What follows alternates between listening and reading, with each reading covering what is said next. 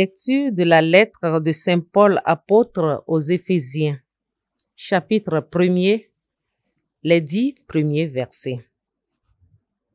Paul, apôtre du Christ Jésus par la volonté de Dieu, à ceux qui sont sanctifiés et habitent Éphèse, ceux qui croient au Christ Jésus. À vous la grâce et la paix de la part de Dieu notre Père et du Seigneur Jésus-Christ. Béni soit Dieu, le Père de notre Seigneur Jésus-Christ.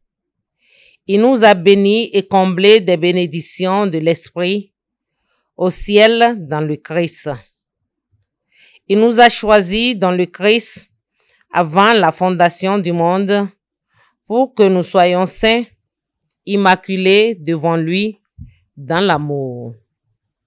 Il nous a prédestinés à être pour lui des fils adoptifs par Jésus le Christ. Ainsi, il a voulu sa bonté à la louange de gloire de sa grâce, la grâce qu'il nous donne dans le Fils bien-aimé. En lui, par son sang, nous avons la rédemption, le pardon de nos fautes. C'est la richesse de la grâce que Dieu a fait déborder jusqu'à nous en toute sagesse et intelligence.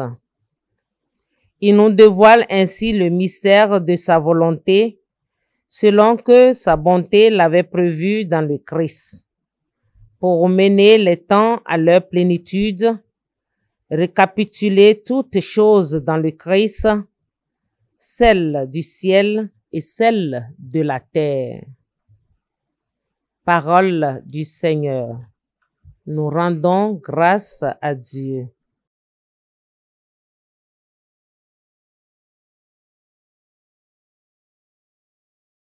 Le Seigneur a fait connaître son salut. Chantez au Seigneur un chant nouveau, car il a fait des merveilles. Par son bras très saint, par sa main puissante, il s'est assuré la victoire. Le Seigneur a fait connaître son salut. Le Seigneur a fait connaître sa victoire et révélé sa justice aux nations. Il s'est rappelé sa fidélité, son amour en faveur de la maison d'Israël. Le Seigneur a fait connaître son salut. La terre tout entière a vu la victoire du Seigneur. Acclamez le Seigneur terre entière, sonnez, chantez, jouez. Le Seigneur a fait connaître son salut. Jouez pour le Seigneur sur la cithare et tous les instruments, au son de la trompette et du cor. Acclamez votre roi, le Seigneur. Le Seigneur a fait connaître son salut.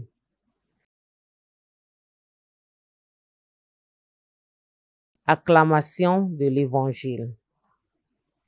Moi, je suis le chemin, la vérité et la vie, dit le Seigneur.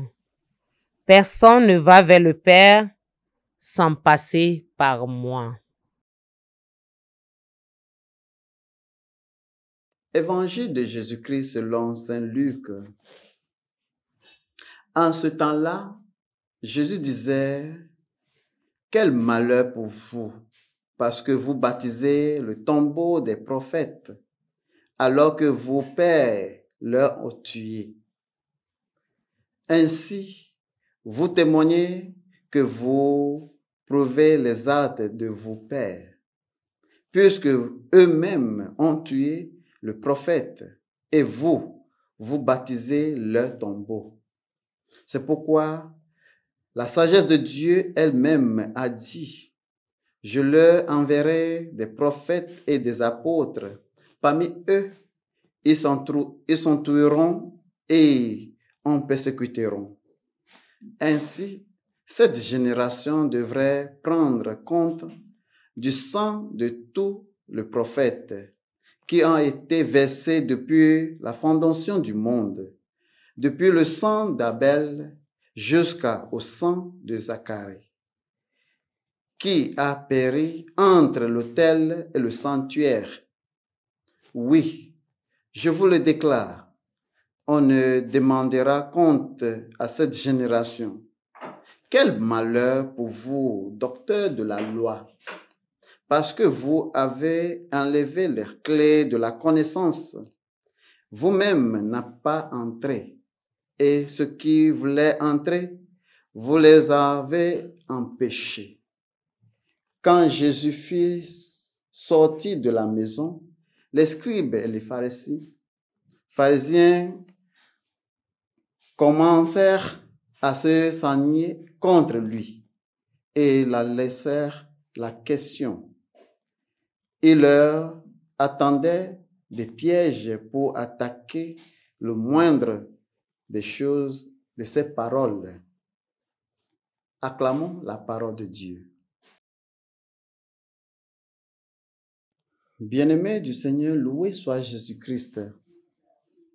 Aujourd'hui, nous fêtons Saint Ignace d'Antioche, évêque et martyr.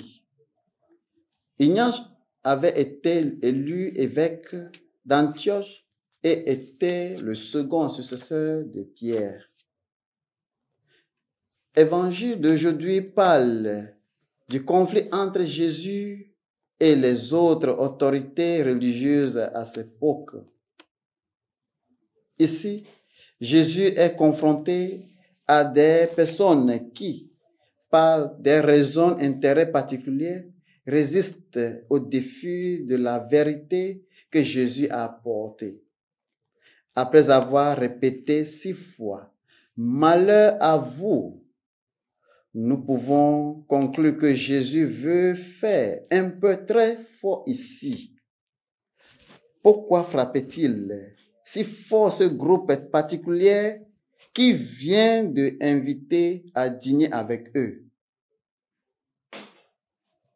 Eh bien, si nous considérons le contexte de ce qui vient de se passer auparavant, la ressemblance de grandes foules par voie Jésus accomplit de grands miracles, alors il devrait être évident pour tous les pharisiens qui sont vêtus de jalousie, d'orgueil et d'égoïsme. Et leur problème était grave par leur mauvais usage de la loi et leur incapacité à reconnaître le Messie qui se tient juste devant eux. Trop souvent, nous sommes coupables d'être tellement absorbés par notre propre motif que nous perdons de vue de Jésus à notre époque. De nombreux religieux professionnels de l'époque de Jésus ne se souvenaient que de la loi, mais oubliaient que servir de la loi.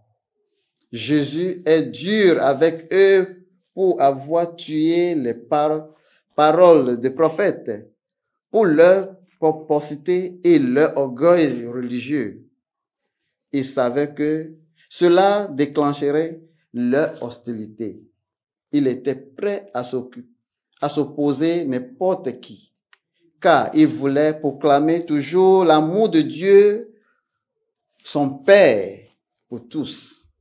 Bien-aimés du Seigneur, êtes-vous confrontés à un défi? Défendre ce qui est vrai et être prêt à risquer l'estime et l'approbation des autres? La vérité peut blesser, mais elle rend toujours gloire à Dieu. Essayons-nous de défendre la vérité en tant que chrétiens dans le monde. Au nom du Père et du Fils et du Saint-Esprit. Amen.